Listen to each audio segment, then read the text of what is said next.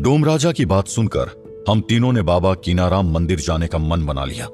हमें उम्मीद थी कि वहां तो अघोरियों से मिलना जरूर हो जाएगा।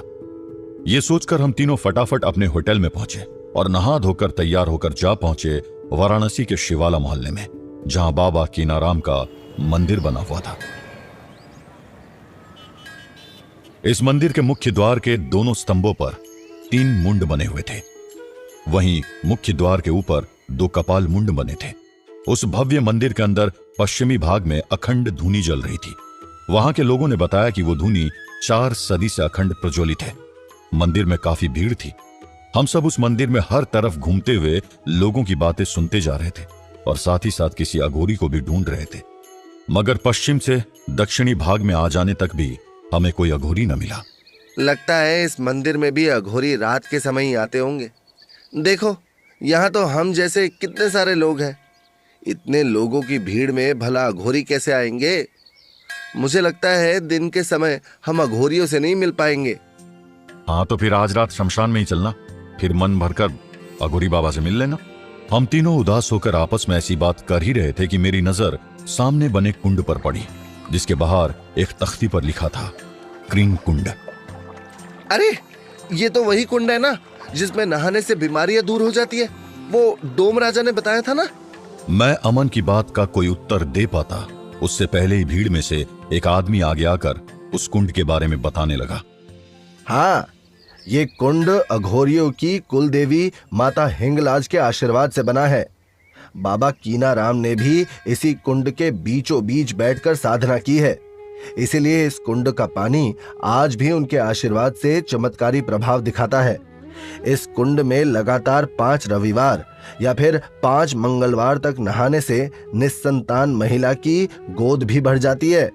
इसके अलावा भूत बाधा हो, काला जादू हो या तंत्र मंत्र हो, सबका असर इस कुंड के पानी के प्रभाव से दूर हो जाता है। ये सुनते ही हम लोगों के मन भी श्रद्धा से भर उठे और ये भी समझ आया कि अघोरी उतने बुरे भी नहीं होते जितने हम साधारण लोग सोच लेते हैं। बाबा कीनाराम तो आज भी इस कुंड के जरिए लोगों की मदद कर रहे हैं। सब उनकी साधना का ही प्रताप है। ऐसा सोचते हुए हम तीनों उस कुंड की तरफ बढ़े ही थे कि कान में कुछ जानी पहचानी आवाज पड़ी। अघोरभ्योत घोरभ्यो घोर घोरत्रेभ्यः सर्वेभ्यः सर्व सर्वेभ्यो नमस्ते अस्तु रुद्र रूपेभ्यः तत्पुरुषाय विघ्नहे महादेवाय धीमहि तन्नो रुद्रः प्रचोदयात्। मैंने जैसे उस कुंड के पास जाकर देखा तो बस खुशी का ठिकाना ही न रहा। कुंड के भीतर वही अघोरी नहा रहा था जो रात में अघोरी शंभुनाथ से दीक्षा लेने की बात कर रहा था। अरे वाह, अघोरी मिला भी तो ऐसा जिससे आराम से बात की जा सकती है। अभी ये तो नया नया ही अघोर संप्रदाय में शामिल हुआ है, तो इसे देखकर उतना डर भी नहीं लग रहा। चलो हम लोग इसी से बात करते हैं। हम तीनों उस अघोरी से कुछ कह पाते हैं उसके पहले ही वो कुंड से निकलकर मंदिर की उस दिशा में आगे बढ़ गया जहां भगवान शिव और मां काली की मूर्तियां बनी हुई थी।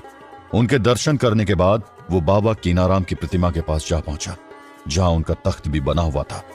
हम तीनों भी उस अघोरी के पीछे पीछे चलते हुए मंदिर में सबके दर्शन करने के बाद बाबा कीनाराम के तख्त के पास पहुंचे जो लोहे की जंजीरों से बंधा हुआ था। अरे, ये तख्त इस तरह लोहे की जंजीरों से क्यों बंधा है? इस पर कोई बैठा तो है नहीं। अघोराचार्य बाबा कीनाराम जी का तख्त है ये। इसी तख्त पर बैठकर उन्होंने कितने सालों तक साधना की है। आज भी ये तख्त उनकी साधना के प्रभाव से हवा में उठ जाता है, इसीलिए इसे लोहे की जंजीरों से बांध कर रखा गया है। क्षमा करे अघोरी महाराज, मुझे ये सब मालूम नहीं था। अघोरी को अपने पास खड़ा देखकर मैंने भी हिम्मत करके कह ही दिया, आप वही है ना जो कल अघोरी बाबा शंभुनाथ जी के साथ थे?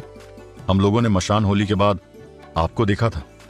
ये सुनते इस अघोरी के चेहरे के भाव बदल गए और वो हम लोगों को बड़े गौर से देखने लगा। फिर कुछ सोच समझकर बाबा कीनाराम को प्रणाम करके बोला, हाँ, मैं वही हूं, इसीलिए मैं इस कुंड में नहा रहा था। अघोरी संप्रदाय में शामिल होने के लिए मुझे कुछ समय तक अघोरी मंत्र का जाप करते हुए इस कुंड में नहाकर बाबा कीनाराम का आशीर्वाद प्राप्त करना है, जिससे मैं अच्छी तरह से अघोर पंथ का अनुसरण करते हुए बाबा शंभुनाथ जैसे किसी पुराने अघोरी को अपना गुरु बना सकूं। अरे मगर आपको जब अघोर मंत्र आता है तो दीक्षा लेना जरूरी है क्या? आप इस मंत्र के साथ भी तो अपनी साधनाएं कर सकते हैं। नहीं, ये तो साधारण अघोर मंत्र है, बीज मंत्र नहीं। बीज मंत्र सिर्फ गुरु से ही प्राप्त किया जा सकता है।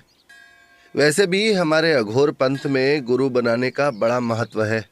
यहाँ तक कि बाबा कीनाराम ने भी पहले अघोरी होने के बावजूद स्वयं भगवान दत्तात्रेय से दीक्षा ली थी। उसके बाद ही उन्होंने इस अघोर पंथ की शुरुआत की और फिर अपने शिष्यों को भी दीक्षा देकर अघोर संप्रदाय को आगे बढ़ाया। भगवान दत्तात्रेय जो माता अनुसुईया और महर्षि अत्रि के पुत्र थे, जिनका जन्म भगवान विष्णु, भगवान शिव और स्वयं ब्रह्मा जी के आशीर्वाद से हुआ था, इसीलिए उनके दत्तक पुत्र के रूप में उन्हें तीनों भगवान से कुछ शक्तियां प्राप्त हुई थी। जब बाबा कीनाराम को उन्होंने बीज मंत्र दिया तो कुछ अघोरी शक्तियां भी दी, जिन्हें बाबा कीनाराम ने अपने अघोर साधना से सिद्ध किया और फिर इन शक्तियों का उपयोग जन कल्याण के लिए करने लगे। अघोर पंथ का अनुसरण करने वाले हम अघोरी आज भी इन्हीं परंपराओं का पालन करते हैं, कई तरह की साधनाएं करते हैं और फिर उन साधनाओं से अलग अलग तरह की शक्तियां हासिल करते हुए उन चैतन्य महाशिव के निकट जाने का प्रयास करते हैं। अघोरी की बातें सुनकर काफी कुछ पता चल गया था। फिर भी कुछ सवाल अब तक मन में उलझे हुए थे, जिनमें सबसे पहला सवाल था शव के मांस को खाना। हमने रात में इस अघोरी को भी मांस खाते देखा था, इसलिए कौतूहल अब भी बना हुआ था। तो मैंने सीधे सीधे ही पूछ लिया, अच्छा अघोरी महाराज, एक और शंका का समाधान कीजिए। क्या अघोरी बनने के लिए शव का मांस खाना अनिवार्य माना जाता है? क्या रहस्य है इसके पीछे? आखिर क्यों ऐसी अजीबोगरीब परंपरा का अनुसरण आज भी करते हैं अघोरी? कब से शुरू हुआ इस तरह का खान पान? जानने के लिए सुनते रहिए अघोरी का अगला एपिसोड सिर्फ और सिर्फ कुकू FM पर।